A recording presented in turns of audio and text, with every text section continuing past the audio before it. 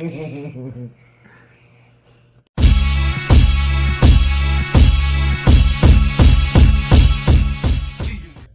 up, fight fans? This is Kurt DeVille with Counterpunch Boxing News, and I have some new news concerning Floyd, Money Mayweather, Gervonta Tank Davis, and Stephen Espinosa. As you guys know, Stephen Espinosa is the Showtime executive, and he was asked a strange question about the numbers of Tank Davis's last pay-per-view, and get this. He refuses to reveal them. Listen, there's one thing to lie about numbers, fabricate, exaggerate numbers, right? That's one thing. But when you refuse, flat out refuse to tell us or to tell who asked, because I could give a shit what the numbers are, that speaks for itself, okay? And it tells you, obviously, that the numbers are not where they're supposed to go. The numbers are not where they wanted them to be. The projection number wasn't reached. And you know what happens when that number's not reached on a pay-per-view that's supposed to have been projected to do a certain amount of numbers? The fighters don't get paid what they thought they were going to get paid. Because based off pay-per-view, the pay-per-view has to reach a certain number. So obviously they didn't reach that or didn't even come nowhere near. But that's how they do it over there. They depend on pay-per-view as though these guys are going to, or the public is going to pay for something. $80 right? Excuse my French, but it's ridiculous. To pay for a replacement guy for Tank Davis to fight when you marketed another fighter for the longest, and then you think and expect the numbers to be that way. Because if it's that way, just admit it. Okay, hey, no, they're not what we thought. They're low. They're poor. They're not what expected. But I mean, what should been expected is the fact that you guys should know how to damage control your PR. Okay, because it was a replacement, because there was allegations against Romero of some type of, assault or sexual assault or something like that.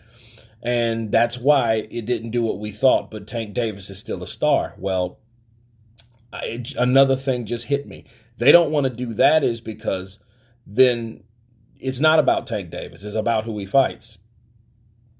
That's why they refuse to give the numbers. And it's crazy because I never seen when they refuse to give the numbers. See, it's easier to lie, but in this case, they're so frustrated, they don't even want to talk about it. They don't even want to make up a number that it could have been to appease the public, to appease the articles, the reporters or anything to go back. You're just refusing to give anybody anything. Can you imagine Floyd Mayweather? You know what?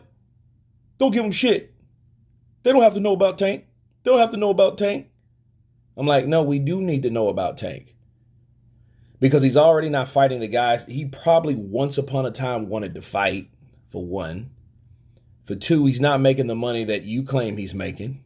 And if he is, you're losing money like Bob Arum claims he's losing money on Terrence Crawford. And it's all a little smoke and mirrors or some kind of front that is kind of like almost like the $1 Million Man, Ted DiBiase.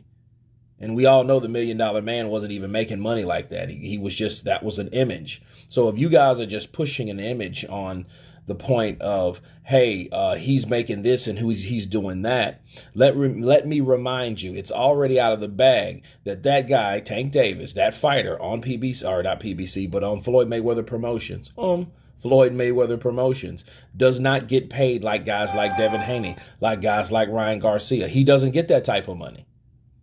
So I want people to understand what's going on.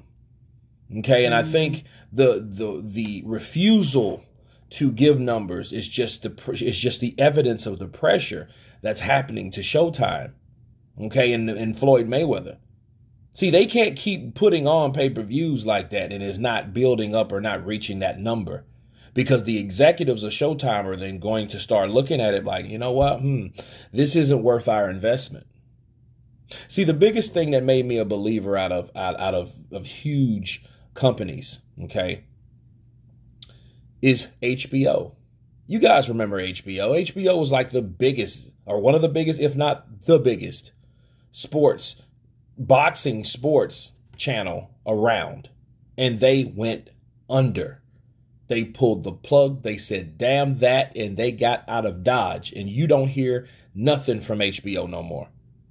Okay. Movies, right? Documentaries, right? But not sports. Sports and HBO was a big thing. So Showtime, they know they don't want to end up like HBO. So again, I ask you, how many times that these guys from Showtime will tolerate low numbers? Because that's all it's about, low numbers. Okay? But then again, if the fighter is satisfied in the particular situation he's in, I don't think you'll hear anything or any fuss about that. But it just shows you that these guys are not making the money that they claim to, and the times are changing, okay?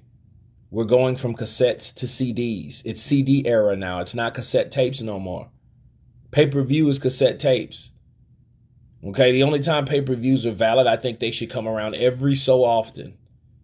Okay, not as a standard of what these people are getting used to, because these executives will get tired of it eventually. They'll get tired of that shit. Just like they dropped Deontay Wilder. Yes, they dropped Deontay Wilder after giving him 10 mil. And it didn't produce like they wanted, and for that reason, they dropped him. Then he went on Fox PBC. Al Heyman had those connections still, and that's where he's been ever since.